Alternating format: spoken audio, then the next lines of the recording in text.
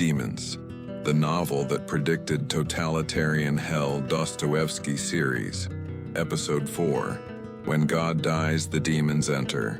Russia. A novelist sits at his desk, writing furiously. He is creating something that will only be understood much later, more than 50 years from now.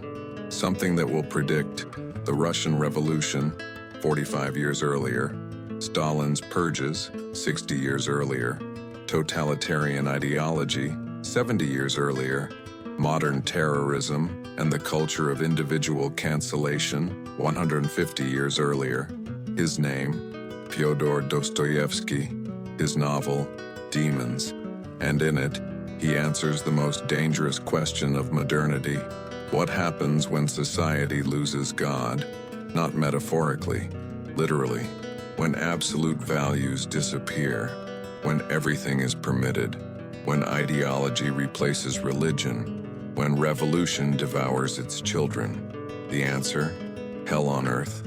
A small Russian town descends into chaos, orchestrated by one man, Piotr Verkhovensky, a revolutionary psychopath who manipulates, lies, and murders to bring about utopia. And orbiting around him, Nikolai Stavrogin, the most nihilistic character in literature, a man who tried everything: debauchery, violence, philosophy, even faith, and found nothing. In the following paragraphs, you will discover why. Demons, it is the most prophetic novel ever written. How Dostoevsky predicted totalitarian ideology before it existed. Why nihilism inevitably leads to violence. How charismatic emptiness, Stavrogin, combines with revolutionary fanaticism, Verkhovensky, to create catastrophe. And why is it that in 2025, with polarization, ideological capture, cancel culture, and political violence, we are living in Dostoevsky's prophecy? This is not entertainment, it's a warning. If you're ready to understand how ideas kill, and why your ideology can be demonic without you even knowing it, leave a like now and subscribe. Because Dostoevsky doesn't offer solutions. He shows a mirror, and the reflection is terrifying. Let's begin. The void in the center. Stavrogin, a small, peaceful, boring Russian provincial town. And then he arrives. Nikolai Stavrogin, handsome as a fairy tale prince, aristocratic, educated in Europe, charismatic beyond measure, and all they are magnetically attracted to it. Men want to follow him. Women want to possess him. Revolutionaries see him as a future leader.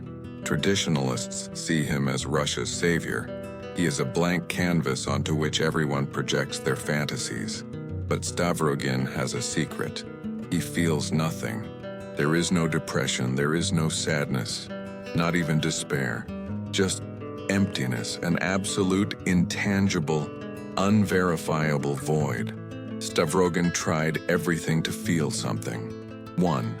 Debauchery, exploration of the wildest and most primitive instincts, including absolute human violence. Did you feel guilt? Pleasure? No, just curious about their own reaction, which was nothing. 2. Violence. He lets a man slap him in public. He doesn't react. Then he duels with him. He shoots him. He feels, again, nothing. 3. Marriage. Marrying a disabled woman, Maria Lebyadkina, as an experiment in self-humiliation. Perhaps humiliation produces feeling. No, he felt nothing. 4. Philosophy. Studies European nihilism. Embraces beyond good and evil. But philosophical freedom only confirms his rational hunch, which is that he is already beyond everything, and he is a void. 5. Faith. He visits the monk Tikhon. He confesses his crimes. He seeks redemption. But even faith produces nothing in him. He can't believe it. He can't disbelieve it. He can't even care about not caring. Stavrogin is a perfect nihilist. Not theoretically, experientially. He embodies Nietzsche's warning. If you gaze into an abyss, the abyss gazes back. And if there is nothing gazing back from within you, you become the abyss. Stavrogin's tripartite, psychological analysis. Freud, the death drive. Personified, Freud distinguished between eros, life drive, seeks connection, creation, pleasure. Thanatos, death drive, seeks dissolution, destruction, a return to the inorganic state. Most people have both, with eros being dominant. Stavrogin possesses pure thanatos. Every action, even those that seem life-affirming, sex, marriage, social engagement, is in fact a pursuit of death. There is no literal death, yet, but psychological death, dissolution of meaning, annihilation of value. Freud would say that Stavrogin's superego is completely destroyed. No internalized moral law, no guilt, functional guilt. Only the intellectual awareness of society says this is wrong without visceral feeling. And his ego? Weak. Not because it's conflicted, but because there's no id energy feeding it. The id normally provides drive, desire, life force. Stavrogin's id is dormant, dead, transformed entirely into thanatos. Result, a walking corpse. Technically alive, functionally dead. Jung, shadow. Without self. Jung's individuation process requires integrating I consciously unconscious shadow, repressed, denied parts, anima, animus, contrasexual soul image, self, center and totality of the psyche. Stavrogin seems to have integrated the shadow. He doesn't repress dark impulses. He acts upon them. He generates violence. He commits violence against himself. He humiliates himself without repression. But Jung would say, that's not integration. That's identification with the shadow. True integration means recognizing dark impulses, consciously choosing whether how to act, maintaining the tension between light and darkness. Stavrogin has no tension. He is pure shadow, entirely, without opposing light. And the self, the transcendent center that Jung describes as the goal of individuation, absent, completely. Stavrogin is without self, not in the Buddhist sense, enlightenment without ego, but in the psychological sense, without an organizing center, without a core, just emptiness. Everyone projects onto it because there is literally nothing there to resist the projection. Adler, superiority complex masking, ultimate inferiority. Adler would have viewed Stavrogin differently from Freud or Jung. According to Adler, all neurosis stems from feelings of inferiority and maladaptive attempts at compensation. Stavrogin's guiding fiction seems to be, I am beyond all human limitations, beyond good and evil, beyond even feeling. This makes me superior. But Adler would ask, superior to what? For what purpose? Adler believed that a healthy struggle for superiority always has a social interest, Gemeinschaftsgefühl, a contribution to the community, a connection with others. Stavrogin has an anti-social struggle. His superiority is parasitic. Others revolve around him, but he contributes nothing. He influences everyone, but doesn't commit to anyone. He is needed by everyone, but needs no one. This is what Adler called the struggle for fictitious superiority, compensating for profound inferiority not through genuine achievement or contribution, but through denial. I am superior because I am untouchable, unaffected, above all human weakness.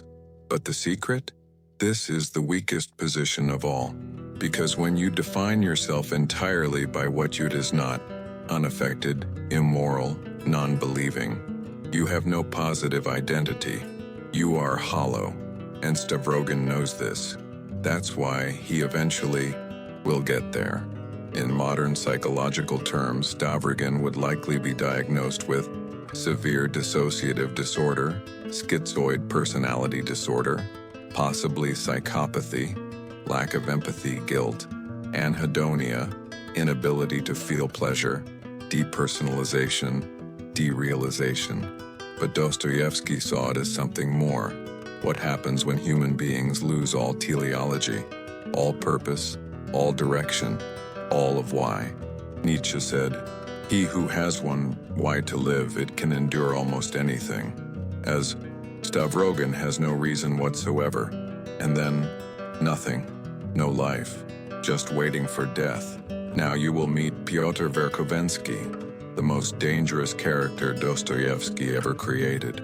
A man who sees Stavrogin's emptiness and thinks, "Perfect, I can use this void to destroy everything."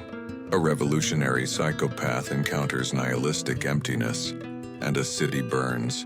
You don't leave now, pay close attention and follow them. But Stavrogin doesn't exist alone. Others orbit around him, and one of them sees an opportunity. Piotr Stepanovich Verkhovensky, son of a liberal idealist, himself a pure cynical revolutionary. Piotr doesn't believe in revolution. He doesn't care about the people. He doesn't want to help anyone. He wants chaos, power through destruction, and he's willing to lie, manipulate, and murder to get it. The manipulator, Piotr Verkhovensky, and revolutionary psychopathy. Piotr Verkhovensky is inspired by a real person, Sergei Nechaev, a Russian revolutionary who wrote Catechism of the Revolutionary, 1869. The Catechism stated, "A revolutionary has no personal interests, feelings, or ties. Everything, morality, law, human life, is subordinated to the revolution. The ends justify the means, taken to the absolute extreme." Nechaev orchestrated the assassination of a fellow revolutionary, suspected of treason in 1869. The assassination shocked Russia and provided Dostoevsky with a model for demons. Piotr Verkhovensky in the novel is Nechaev 2.0, more intelligent, more manipulative, more terrifying. He arrives in the provincial town with a mission to create a revolutionary cell, to destabilize society, to prepare the ground for chaos. But he doesn't recruit through ideology. He recruits through psychological manipulation. Piotr manipulation techniques. 1. Flattery and exploitation of insecurities. He identifies each person's deepest insecurity. Shatov, nationalist. You are the only one who truly understands the destiny of Russia. Kirillov, atheist. You are the bravest thinker I have ever met. Liputin, cynic. You're too smart for those provincial fools. Therefore, it positions revolution as a way to overcome this insecurity. Adler would recognize this immediately. Piotr exploits each person's inferiority complex and offers revolution as compensatory fiction. Join us, and your inadequacy will transform into heroic significance. 2. Creating artificial urgency. We must act now. The moment is critical. History will judge us. No time to think. No time to question. Just act. Freud would note, Piotr bypasses the rational function of the ego and appeals directly to the impulsiveness of the id and the superego's desire for moral heroism. 3. Ideological purity tests. Are you truly committed, or are you a cowardly bourgeois? It creates dynamics within outside the group, questioning revolution, moral failing. Jung would see, Piotr's weapon is a projection of shadow. All evil is outside our group. We are pure, they are corrupt. 4. Blood ritual, murder as a connection.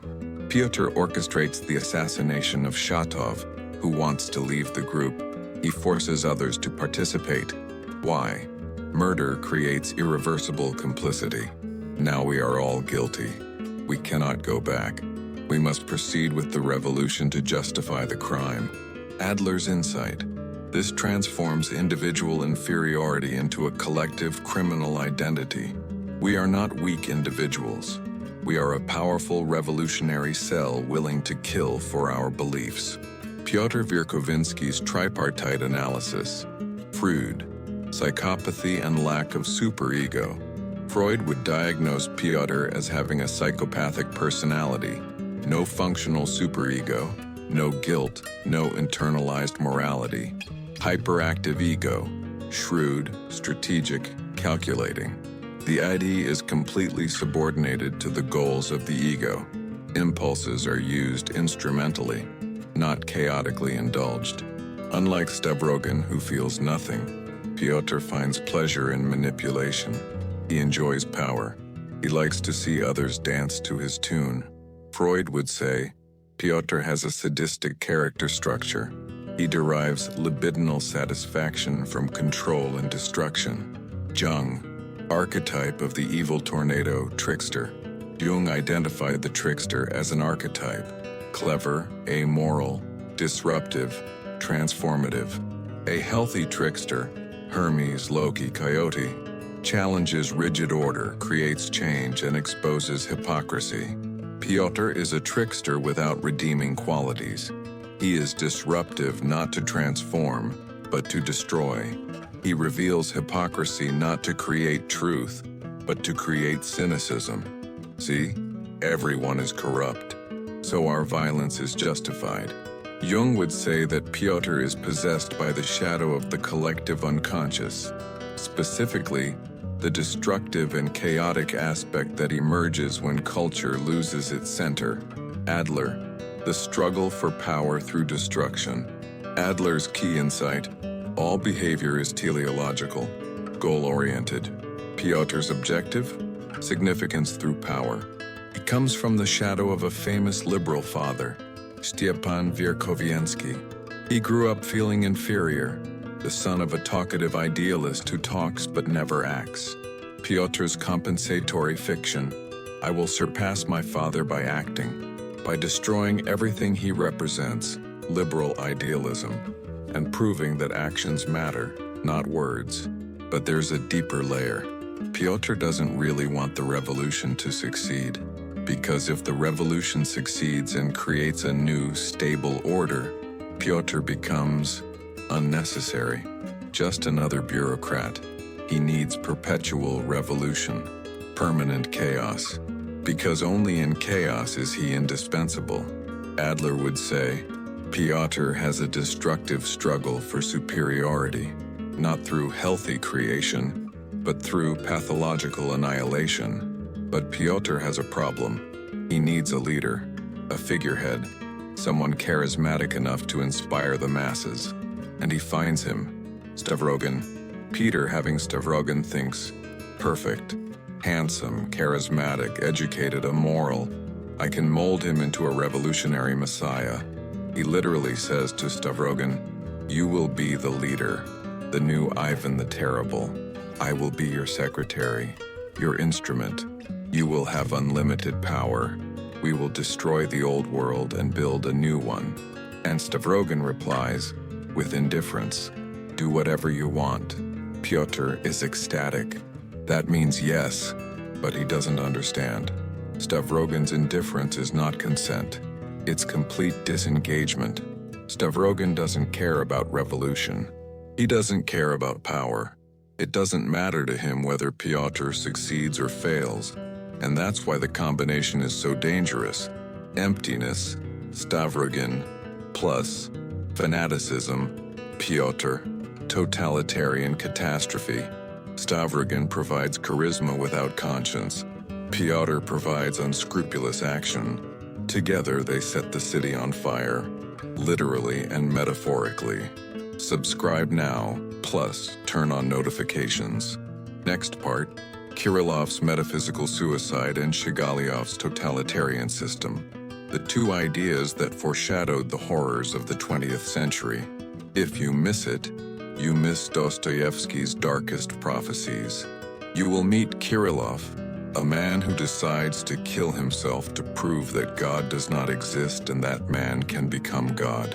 And Shigalyov, who envisions a political system where 90% of humanity becomes enslaved so that 10% can be free. These are not metaphors. They are blueprints. For Lenin, for Stalin, for every totalitarian regime since then. Watch Kirillov's suicide and the Shigalyov system. Prophecies of Hell. Two secondary characters in Demons. They haunt the novel more than most protagonists in other books. Alexei Kirillov, an atheist engineer planning metaphysical suicide. Chigaliov, revolutionary theorist who envisions a totalitarian dystopia. Dostoevsky gives them relatively little page time, but his ideas foresee the next 150 years. Kurlo, the God-man. Kirillov is quiet, thoughtful, non-violent, not particularly political, but he has a theory. God exists because humans fear death. If someone overcomes the fear of death completely, proving absolute free will by choosing death without reason, that person becomes God, a God-man, and opens the way for all humanity to transcend. His logic: God is a projection of human fear. Remove fear, remove the need for God.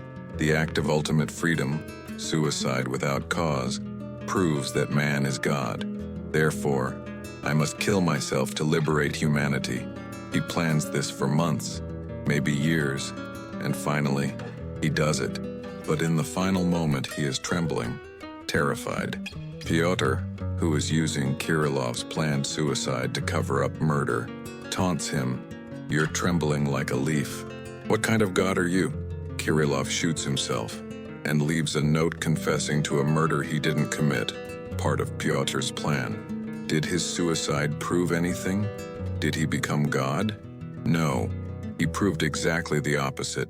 Fear won. Death won. He couldn't overcome it. He simply died and became a tool in Piotr's manipulation. Kirillov's tripartite analysis. Freud, rationalization of the death drive. Freud would see Kirillov as an intellectualized thanatos.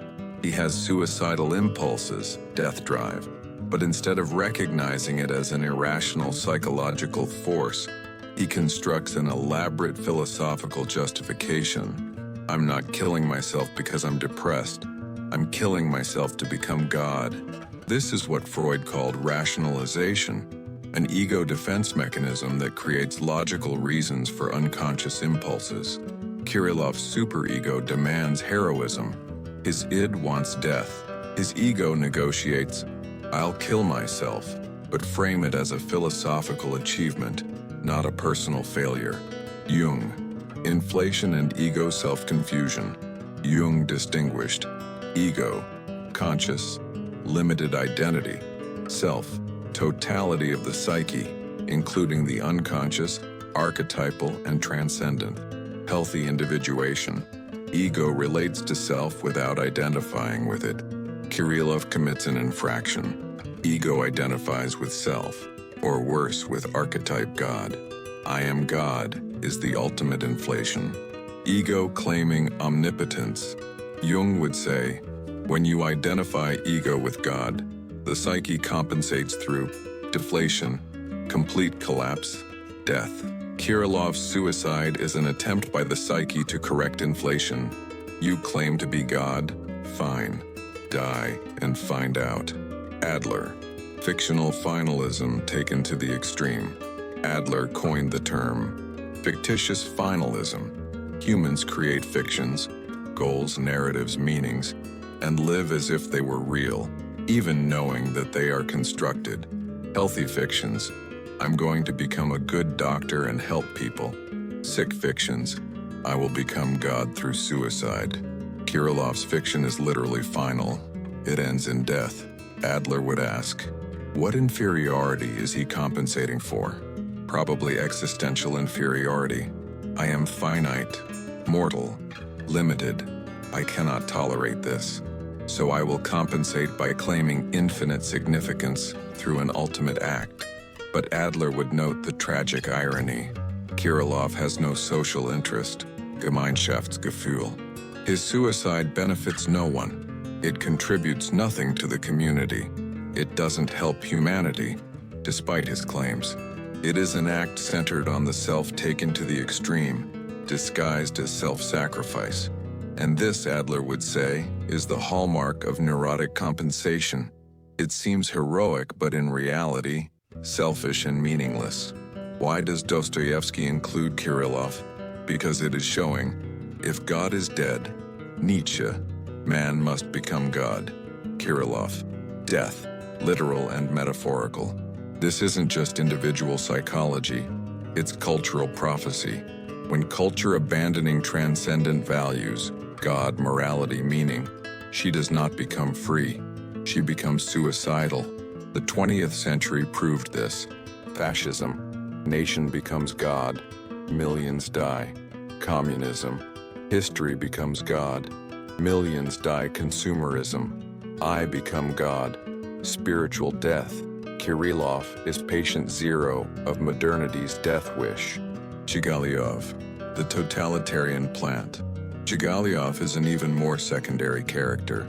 He appears in only a few scenes, but he delivers one of the most chilling speeches in literature. Starting from unlimited freedom, I conclude with unlimited despotism. He designed a political system, and he presents it to the revolutionary cell. Humanity will be divided. 90% will be slaves. 10% will be free. The slaves will have no individuality, culture, or art. They will work, obey, and be happy in their ignorance. The 10% will rule through surveillance, terror, and absolute control. This is the only logical conclusion of the pursuit of perfect equality. Everyone is horrified, even other revolutionaries, but Chigalyov insists, I didn't want this conclusion, but logic forced me to. That's where the rational pursuit of utopia leads. Dostoevsky wrote this in 1872. Lenin seized power in 1917. 45 years later, Stalin's purges, 1936-1938. 64 years later, 1984, from Orwell, 1949. 77 years later, heavily copying Dostoevsky, Chigalyov predicted everything. Not through political science, through psychological logic. Revolution requires destroying old values, religion, tradition, family. After destruction, a new organizing principle is needed. It cannot be individual freedom. It leads to chaos, inequality. It must be collective control. Control requires surveillance, terror, and the elimination of dissent. Therefore, 90% slaves, 10% ruling elite. This is the structural logic of every totalitarian regime. Soviet Union, party elite, plus Gulag, Nazi Germany, Aryans, plus extermination camps, Maoist China, party plus cultural revolution, North Korea, Kim dynasty, plus labor camps, tripartite analysis of the Chigalyov system, Freud, Thanatos as a political program. Freud's later work, The Discontents of Civilization, he argued that civilization requires the repression of eros, life-pleasure drive, and often empowers Thanatos, death drive. Chigalyov's system is institutionalized Thanatos, destroy individuality, kill the unique eros, creating a homogeneous mass, death of differentiation, to govern through the fear of death, terror. It is a death drive masquerading as political theory. Jung, possession of the collective shadow. Jung warned about the collective shadow.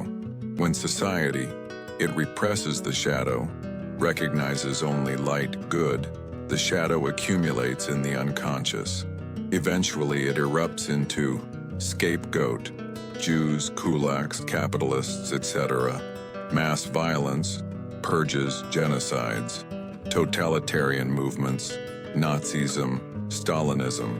Chigalyov's system is a collective shadow unleashed. We will create paradise by enslaving 90%. They aren't really human anyway. Shadow projection onto the masses.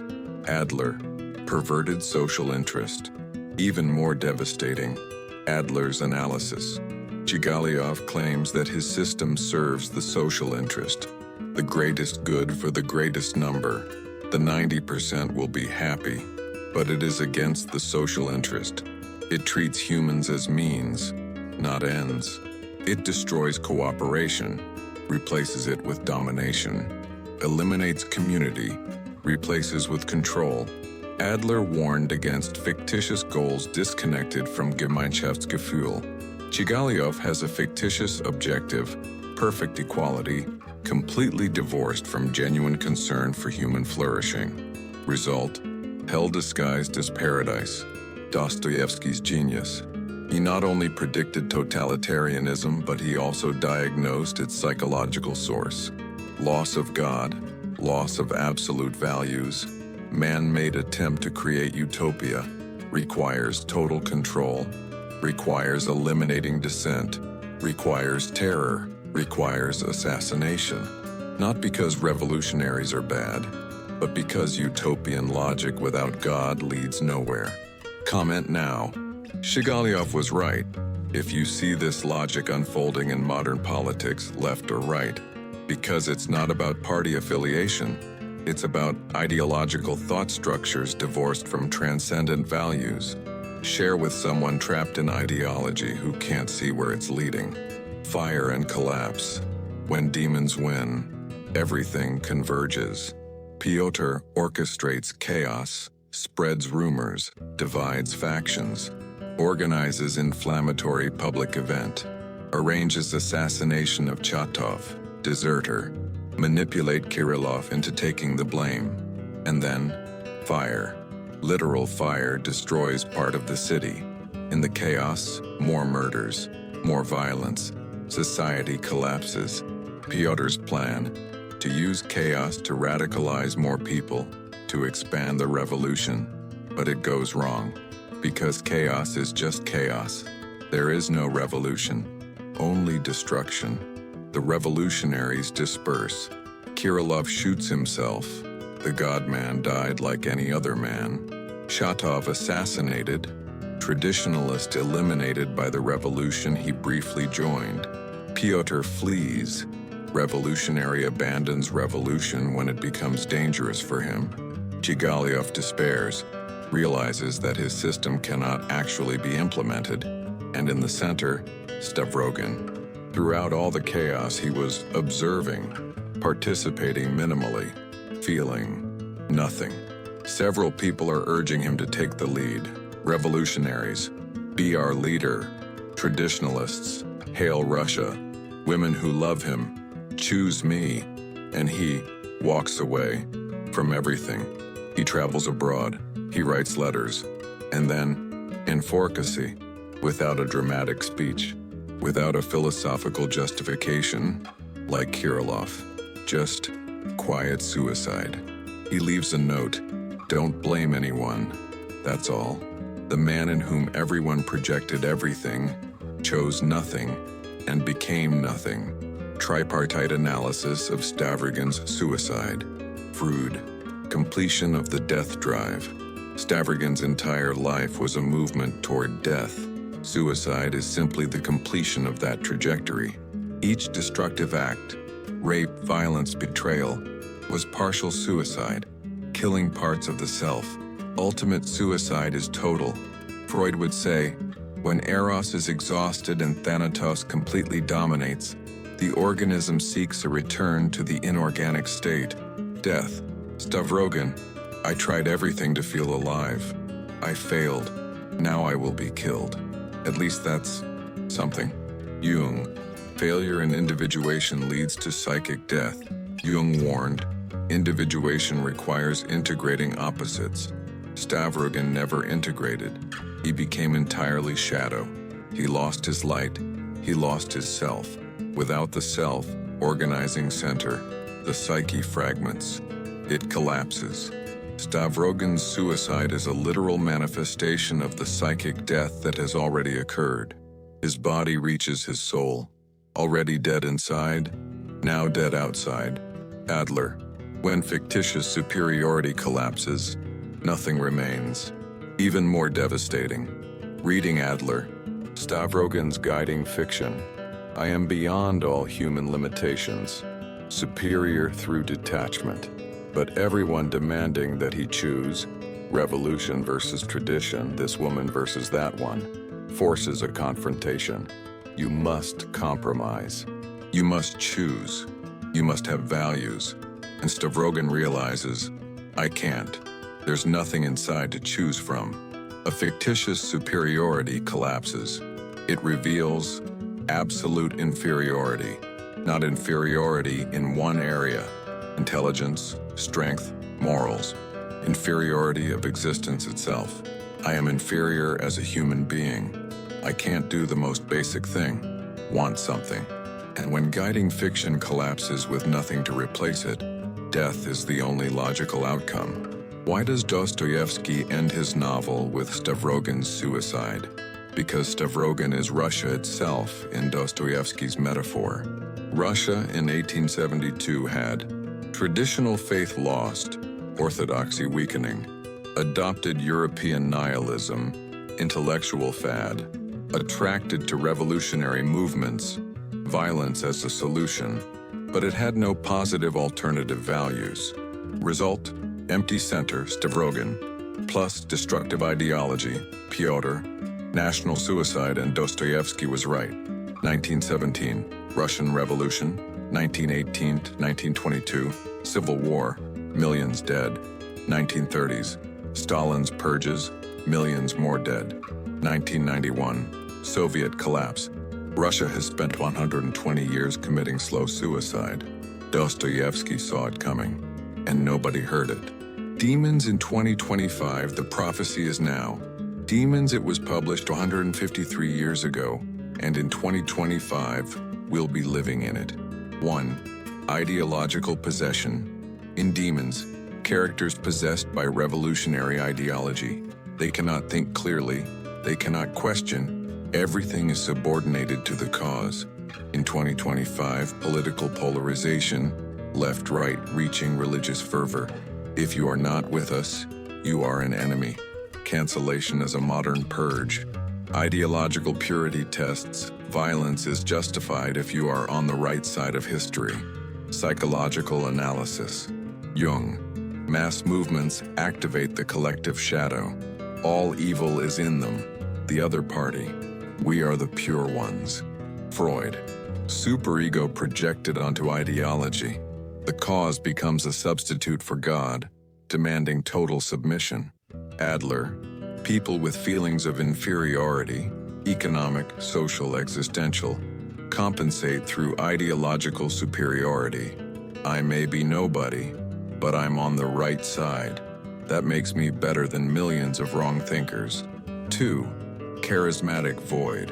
In Demons, Stavrogin, everyone projects onto him because he is empty. In 2025, political figures who mean nothing, say nothing, but attract cult-like followers.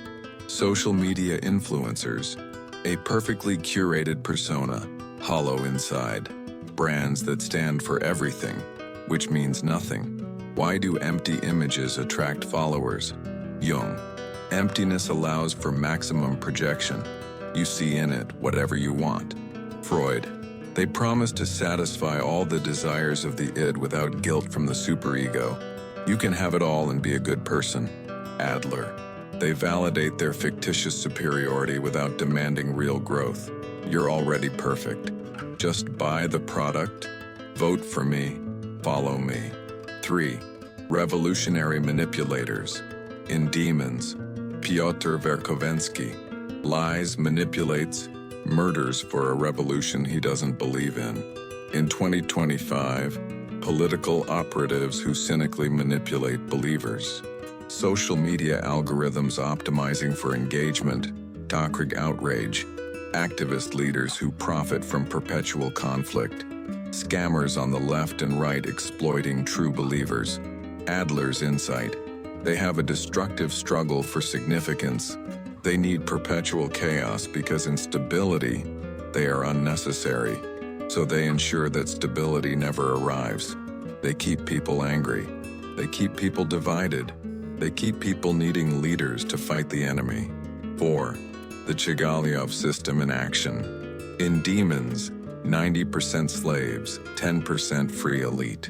In 2025, not literal yet, but structural, economic inequality. The top 10% owns 76% of the wealth.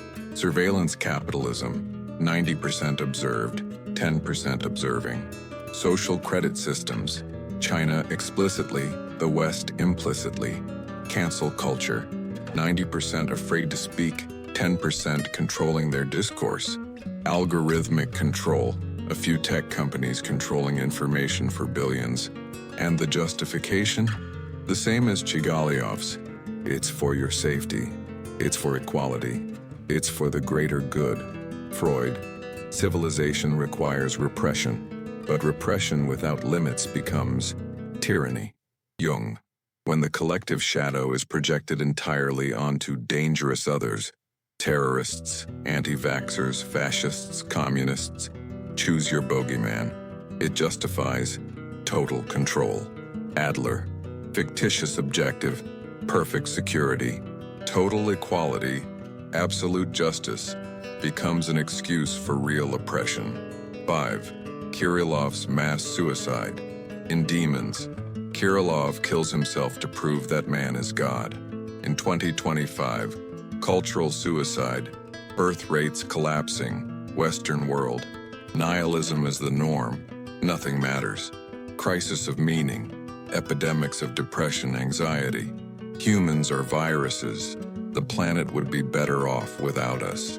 Antinatalism, philosophical argument against having children. Freud, the death drive. Thanatos, at a cultural level. Civilization itself, seeking dissolution. Jung, the loss of connection with the self, transcendent meaning, leads to collective psychic death. Adler, when culture loses positive fictional goals, God, progress, human flourishing, and has only negative ones, avoiding climate catastrophe, avoiding fascism, avoiding offense. It has no will to live, only a will not to die, and that alone is not enough. 6. The void in the center, modern Stavrogin. In Demons, Stavrogin tried everything, felt nothing. In 2025, cultural void, endless entertainment, zero satisfaction, infinite information, no wisdom, maximum stimulation, minimum significance. I've tried everything: therapy, meditation, psychedelics, relationships, careers, travel, and I still feel empty. Why? Jung. You cannot find meaning externally. It must come from within, the self. But modern culture denies that the self is transcendent. It offers only the gratification of the ego, which never satisfies. Freud. Superego destroyed, no shared values. It overstimulated, infinite content. Ego overloaded, unable to integrate. Result, fragmentation. Adler. Fictitious goals are all individualistic. Be happy, be authentic, find yourself. But humans need social interest, contribution to something beyond the self. Without it, even achieving all personal goals seems empty. Dostoevsky's warning. If God is dead, the demons have taken over. It's not a metaphor. It's a literal psychological fact.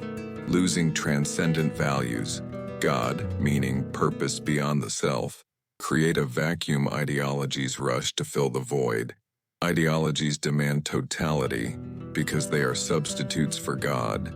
Dissidents must be eliminated, heretics against the new religion. Violence becomes sacred, purifying fire. Chaos ensues. Society collapses or becomes totalitarian. Russia from 1917 to 1991 proved this. Germany from 1933-1945 also proved this. And the West is playing with fire. Epilogue. Exorcising demons. Dostoevsky wrote Demons in anger, grief, and prophecy. He had seen Russian youth seduced by revolutionary ideas. He had seen Nechaev murder. He had seen intellectuals playing with fire. And he wrote to warn, "This ends in bloodshed. Stop before it's too late." Nobody listened. 45 years later, the Russian Revolution. 60 years later, Stalin's purges. 77 years later, Orwell writes 1984. After reading Dostoevsky, Demons was a diagnosis and a prescription, practically prophetic. Diagnosis: A society that loses God does not become free. It becomes possessed by demons, ideologies, prescription, no return to theocracy, but recognition of transcendent values beyond ideology. What are transcendent values? Truth, not my truth. Objective truth. Beauty, not subjective taste. Universal beauty. Kindness, non-utilitarian, an inherent value of the human person. Meaning, not self-created, discovered through connection with something greater. These do not require belief in a specific religion, but they do require belief in something beyond the material, social, political realm. Freud, a mature superego based on internalized universal values, not just parental cultural commands. Jung, connection with the self, transcendent center, prevents possession by partial contents, ideologies, complexes, archetypes.